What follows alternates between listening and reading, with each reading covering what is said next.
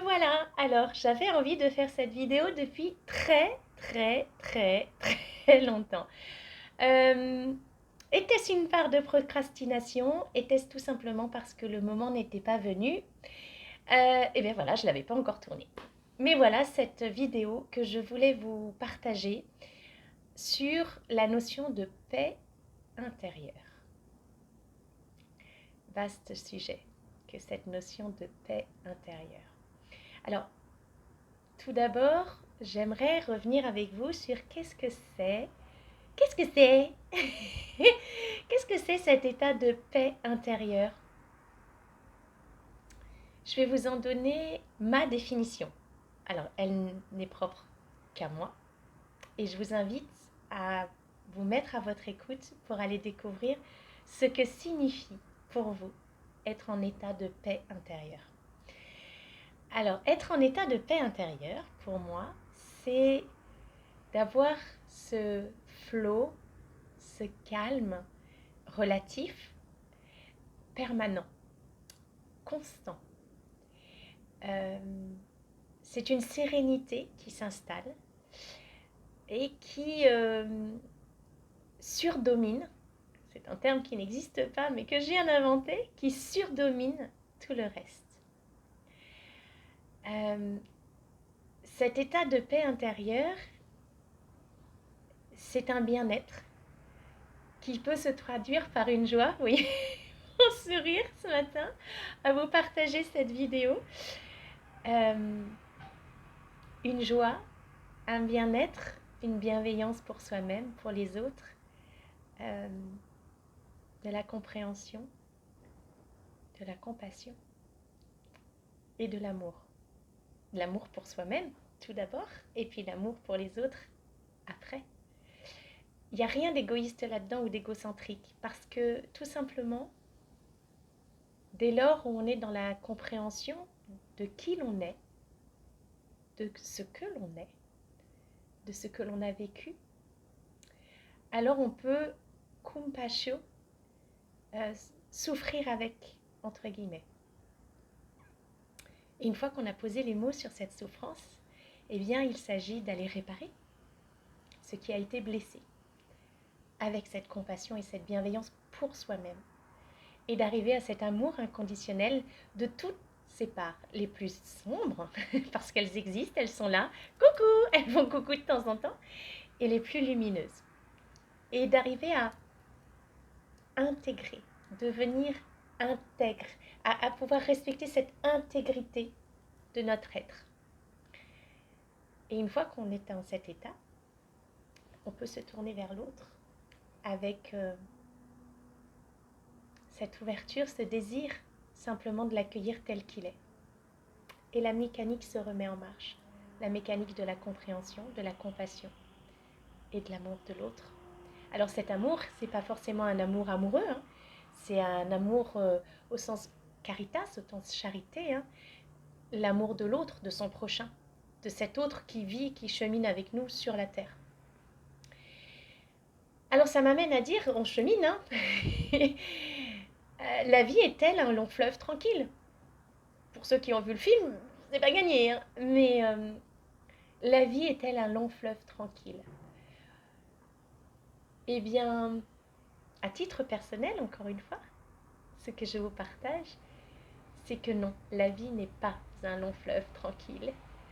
Effectivement, il y a des moments où le fleuve s'élargit, les méandres se font beaucoup plus calmes, et puis on va passer par des rapides, par des chutes, par voilà. Et là, il y a cette effusion de la vie.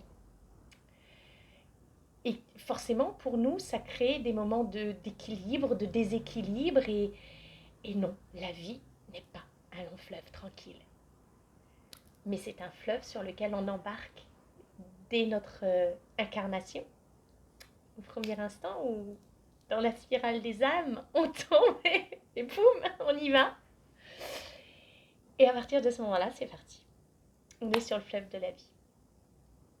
Et une fois qu'on est sur le fleuve de la vie, eh bien, il y a des moments où on rame dans le sens du fleuve et d'autres moments où on essaie de ramer à contresens.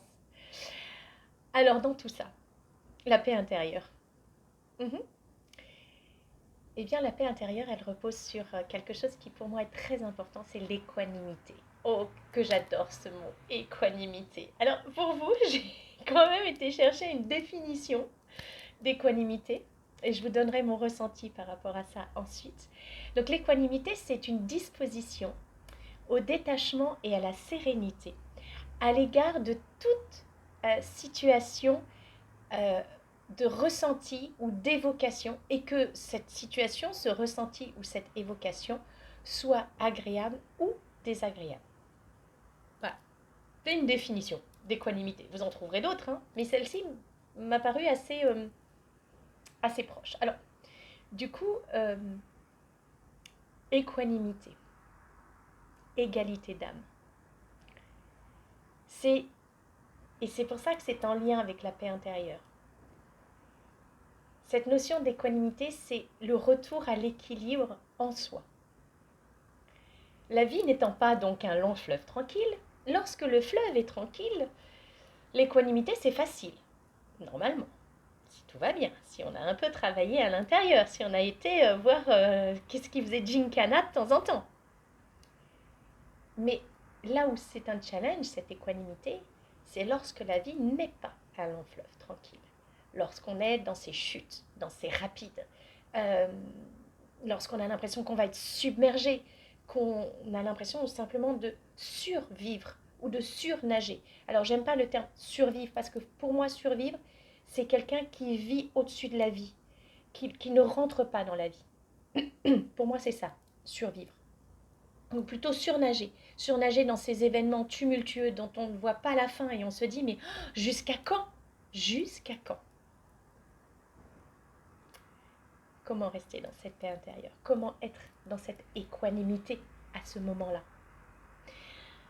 Il y a plusieurs choses qu'on peut garder en visu. C'est d'abord d'accepter d'être dans les rapides, d'accepter d'être dans ce moment où la vie n'est pas un lent fleuve tranquille, où la vie nous surcharge et où on ne fait que se laisser porter dans ce tumulte, ne pas résister. Plus on offre de résistance, et plus c'est difficile. Donc être dans cette acceptation. Ok, la vie est difficile. Ok, à ce moment-là, c'est une épreuve. Alors quand on est dedans, c'est plus facile à dire qu'à faire. Hein. Je compatis, tout le monde a eu son lot. Mais c'est d'essayer de dire, ok, j'entends là, la situation, elle est difficile. Et c'est de revenir, je vous ai partagé il y a quelques jours un petit post sur Marc Aurèle. Allez voir la citation de Marc Aurèle. C'est d'être dans ce lâcher-prise. C'est réellement d'être dans, est-ce que là, la situation que je vis, je peux avoir la main dessus? Est-ce que je peux faire quelque chose? Ou est-ce que non, ça ne m'appartient pas? Et dans ces cas-là, si ça ne m'appartient pas, je le renvoie à l'univers. Je le renvoie à la personne ou aux personnes ou aux instances à qui ça appartient. Mais en revanche, je fais ma part. Je fais ce que je dois exactement faire pour rester dans ma paix intérieure et dans mon équilibre intérieur, de rester dans cette équanimité. Et enfin, c'est de rester dans la confiance. C'est de savoir que tout est impermanent, que rien ne dure jamais. Le long fleuve tranquille, le large méandre où voilà, on a l'impression que là, ça coule, la vie coule, elle est cool. Ou alors, quand on est dans ces rapides et qu'on se dit jusqu'à quand? Rien ne dure. Tout est impermanent. Et rester dans cette confiance sereine que tout ce qui nous est envoyé sur ce long chemin de vie, sur ce fleuve jamais tranquille, est parfaitement juste. Que rien n'est laissé au hasard. Jamais. Jamais. D'ailleurs, vous savez bien ce que disait Einstein. Alors je vous le partage. Einstein disait, le hasard n'existe pas. C'est Dieu qui se promène incognito. Alors voilà, moi je voulais vous partager ça sur la paix intérieure. Restez au maximum dans votre équanimité. Restez dans cette paix intérieure. Je vous ferai une petite vidéo pour vous expliquer comment on peut arriver à cet état de paix intérieure. Elle est en train de cheminer dans mon esprit et je vous promets de ne pas procrastiner autant que pour celle-là. J'espère que ma vidéo sur la paix intérieure vous aura apporté de la joie, un petit peu de sérénité, peut-être aussi. Je vous embrasse et je vous envoie tout plein de lumière d'amour. À bientôt!